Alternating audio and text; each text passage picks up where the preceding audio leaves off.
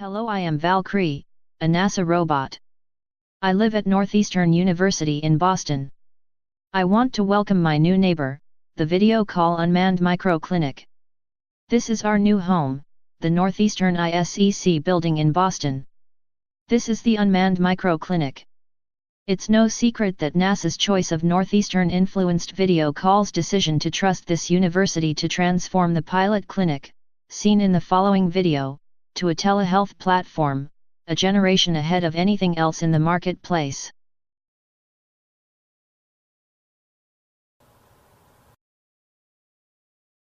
A supermarket is not the kind of place where you'd expect to see innovation in healthcare. But today I'm going to introduce you to healthcare's big idea in a small footprint, right here in this supermarket. The healthcare innovation is this self-service microclinic which we predict will be installed in supermarkets and drugstores across the country within the next few years. The concept is very simple. Use the very latest medical and telecommunications technology to move the nurse practitioner from a retail clinic setting to a hospital call centre to provide a more cost-effective use of precious and expensive medical staff resources. Our company, VideoKall Incorporated, has created the technology to make this possible. We've created a system called UMC, which consists of self-service unmanned microclinics to be located in supermarkets just like this one, connected by a private satellite circuit to a hospital medical call centre. The cabin I'm standing beside has a footprint of just over 5 feet by 6 feet. But don't be deceived by its small size, because inside it is packed with vital signs monitoring instruments controlled by medical staff at a remote hospital connected by satellite. A patient in this cabin is connected by two-way video to the medical staff at a hospital, who provide a virtual examination by talking face-to-face with the patient in real time, using robotic instruments to examine their vital signs.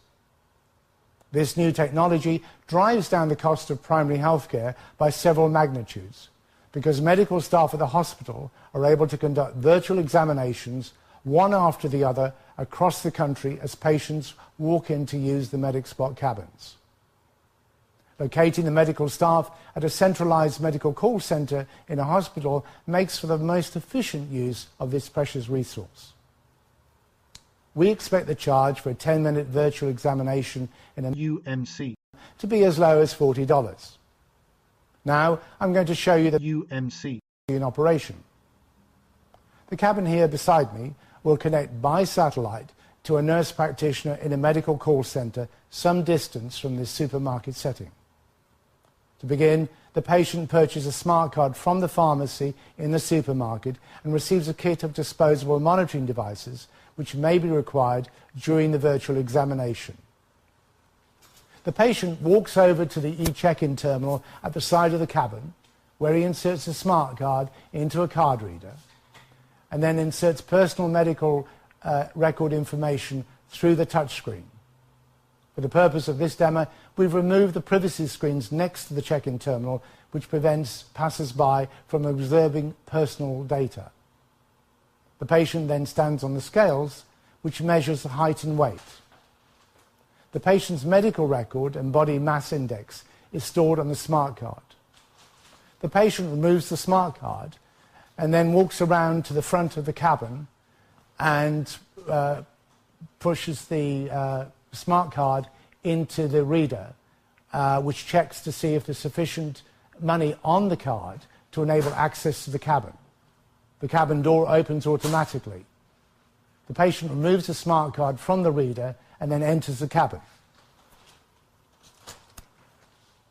The door closes automatically behind the patient, who's now in a private space which is insulated from the noise outside, and where continually sanitized air ensures that no matter how many people use the cabin each day, each patient is thoroughly protected. We plan to offer patients the choice of male or female medical staff at the hospital to carry out examinations, as well as a choice of languages, which initially will be either in English or Spanish, but later be expanded to include other languages. We now see the patient sitting down and inserting the smart card in the reader, which uploads the patient's medical data to the hospital by secure satellite link, which bypasses the internet and prevents hackers from ever getting access to the patient's record. Let's now view the medical examination between the nurse practitioner at the hospital and the patient in the cabin. We see the nurse seated at a UMC terminal, which allows her to have two-way video communications with the patient in the cabin. She welcomes the patient who has just entered the cabin located behind me. When the patient placed his smart card in the card reader in the cabin, all the data on the card is instantly transferred by satellite to the UMC terminal on the nurse's desk at the hospital in the medical call center. The nurse reads the uploaded patient history on her screen, and this enables her to ask him how many cigarettes he smokes and how much alcohol he drinks each week. His reply to her question indicates that his consumption is modest, and so she next asks him about his eating habits. His response indicates to her that he is indeed eating healthily. This is further supported by his body mass index measurement displayed on her screen.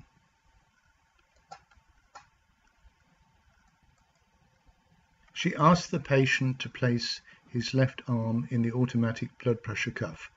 Once his arm is inserted, she clicks on an icon on the screen to start the inflation of the cuff, which is remotely controlled from the hospital terminal.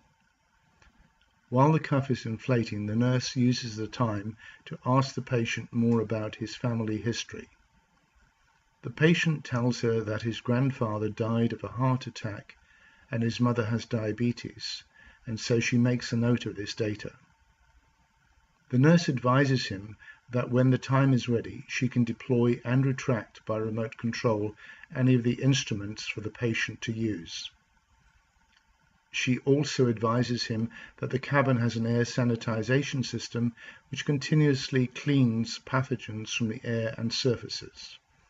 The air in the cabin is completely replaced every 2 minutes, so that new patients always enter a fresh cabin. The blood pressure test is complete, and the nurse sees that the patient's results are normal, and she asks him to remove his arm from the cuff. The nurse clicks an icon on her screen which lowers the thermometer in the cabin. The patient pulls the thermometer further out on its data cable and then, under nurse instruction, swipes it across his forehead and touches it behind his ear. This action transmits his temperature to the hospital screen display. The nurse observes that his temperature is normal, so she clicks on an icon on the screen which retracts the thermometer into the docking station. She clicks an icon on the hospital terminal which lowers the oximeter to test the patient's blood oxygen level. He pulls on the instrument and places his finger in an aperture. She observes that his level is normal. The nurse then clicks on an icon and the oximeter is retracted into the docking station. The nurse then moves on to the next test. She clicks an icon on her screen to lower the chest stethoscope piece. The patient pulls the stethoscope, which extends on its data cable. The nurse then requests the patient to place it on his chest near his left nipple so she can listen to his heartbeat.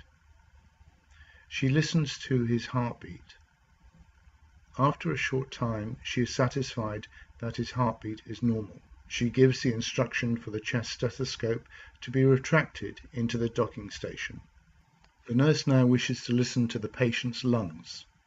She asks him to lean backwards and presses back against the seat. Built into the seat back is an array of stethoscopes which enables the nurse to selectively listen to each one, as though she was physically present with the patient and manually moving the stethoscope around. The nurse selects different stethoscopes from the seatback array and is therefore able to listen to both left and right lung performance. She is satisfied with his lung performance and moves on to the next test.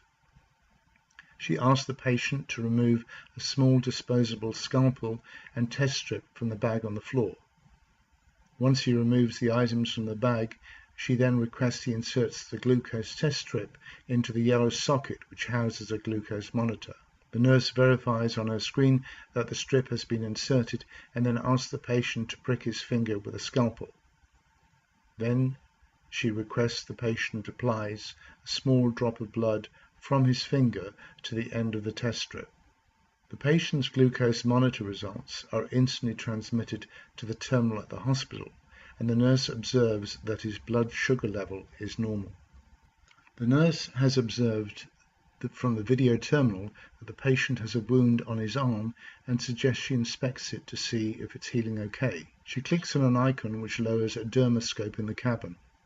The patient pulls the instrument down and places it on the wound until he can see the magnified picture of the wound displayed on the miniature video screen beside him. He then confirms to the nurse she can take a picture of the wound, which appears a second later on her terminal screen. She advises the patient that there is no permanent damage to the tissue and that he should clean the wound daily and keep it dry until it is healed. As the virtual medical examination proceeds, the nurse enters from the keyboard her notes, which are added to the patient history and examination results. The file created will be used by the hospital software system to create an electronic medical record which can be made available to the patient's family doctor on request. Because the patient has a history of heart attacks in his family, the nurse wishes to examine his heart condition with an EKG test. She requests the patient to remove from the bag a disposable EKG glove. She asks him to open his shirt and then instructs him how to prepare the glove for use and attach the electrodes to his chest and rib cage.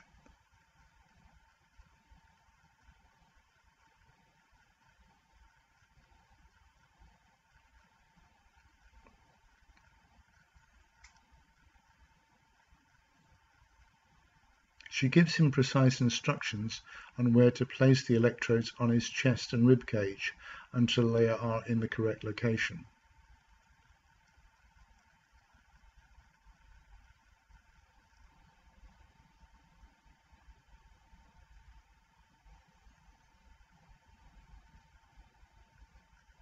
He is able to position the electrodes where the nurse requested and presses the glove against his chest to make sure there is a good contact.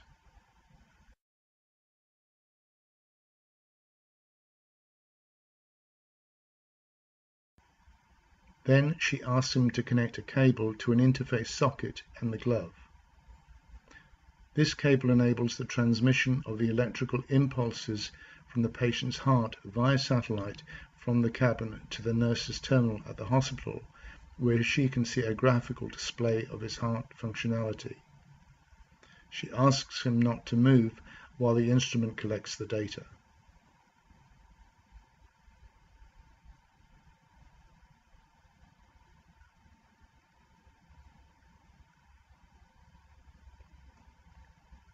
The EKG glove is FDA approved.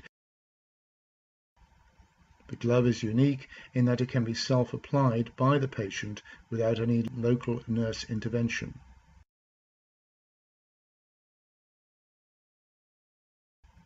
The nurse observes the EKG traces on her screen. At the end of the test, the nurse advises the patient his heart condition is normal. The nurse asks the patient to remove the glove from his chest and disconnect the cable and place them in the bag and close his shirt.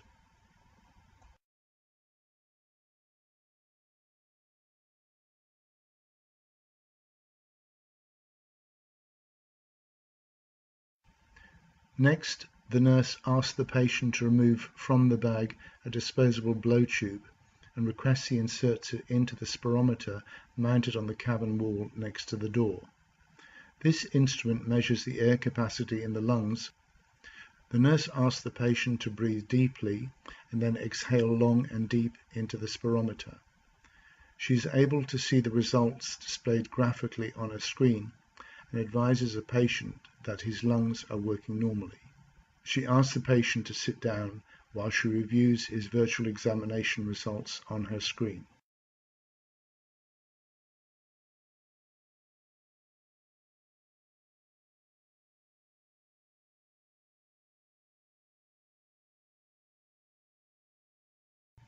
She says that although his examination results are good and she does not need to issue a prescription or request any specimen tests, she warns him about the dangers of smoking.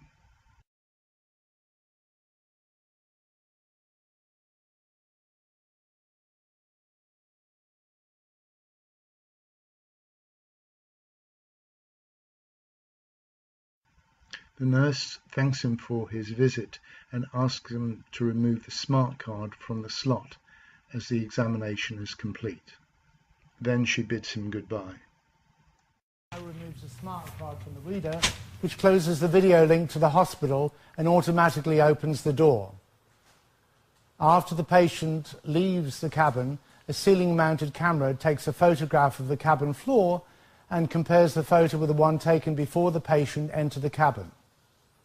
This enables the system to determine if the patient has left any personal items in the cabin or soiled the floor with tissues or liquid spill.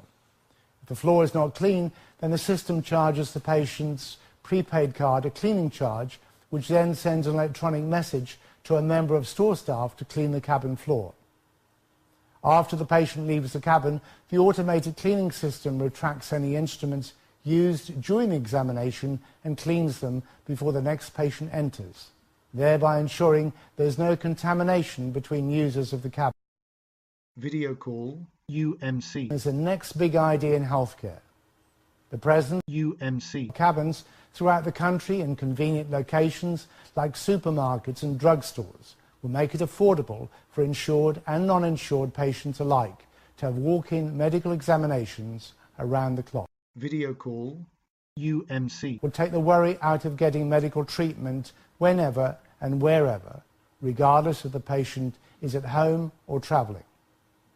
The company also plans to install UMC with prescription dispensing machines at major airports and in hospital ER waiting rooms to enable patients with non-life-threatening conditions to get fast-track treatment. Self-service primary healthcare has come of age through UMC healthcare, big idea in a small footprint.